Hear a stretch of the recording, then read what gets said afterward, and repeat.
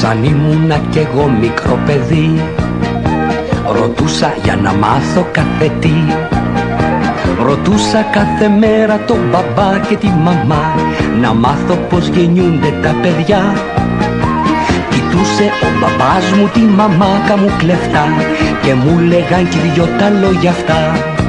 Ουγγαγκα μπουμ μπουμ χι καπαγκουμ μπερλιγκαγκα, αουγκιγι αουγκιγι μπακαλαγα ουγγαγκα. Ουγγαγκα μπουμ μπουμ χι καπαγκουμ μπερλιγκαγκα, αουγκιγι αουγκιγι μπακαλαγα ουγγαγκα.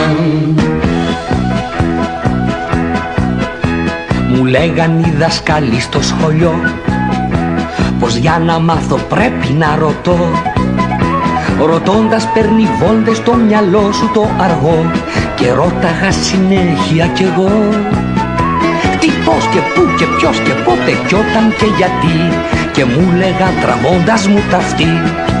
Ουγγαγκα μπουμ μπουμ χι καπαγκουμ μπερλιγκαγκα, αουγκιγι αουγκιγι μπακαλαγα ουγγαγκα. Ουγγαγκα μπουμ μπουμ χι καπαγκουμ μπερλιγκαγκα, αουγκιγι αουγκιγι μπακαλαγα ουγγαγκα.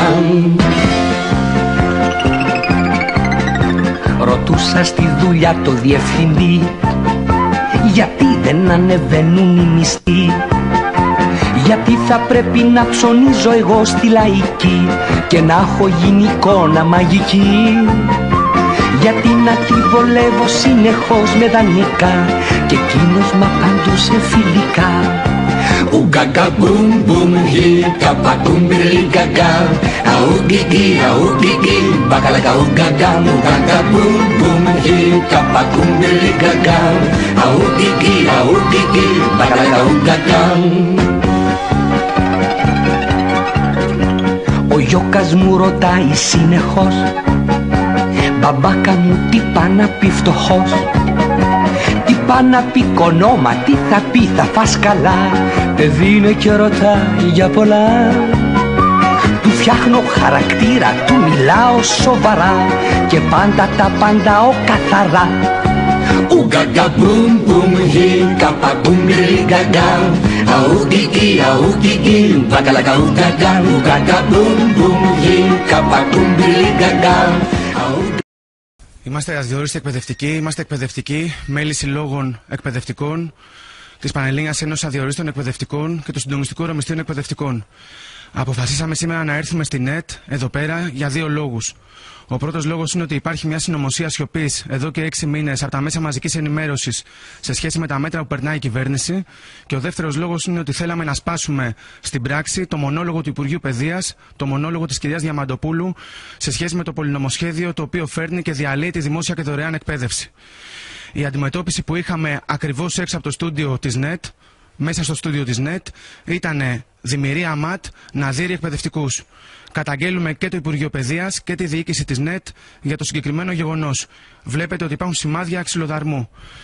Το δεύτερο πράγμα που θέλουμε να πούμε είναι ότι η κυρία Διαμαντοπούλου και το Υπουργείο Παιδείας εφαρμόζουν το πρόγραμμα σταθερότητας στην εκπαίδευση, διαλύοντας τη δημόσια και δωρεάν παιδεία, στιβάζοντας 30 μαθητές ανατάξη και στέλνοντας στους δρόμους, πετώντας εκτός σχολείων χιλιάδες αδιόριστους εκπαιδευτικούς.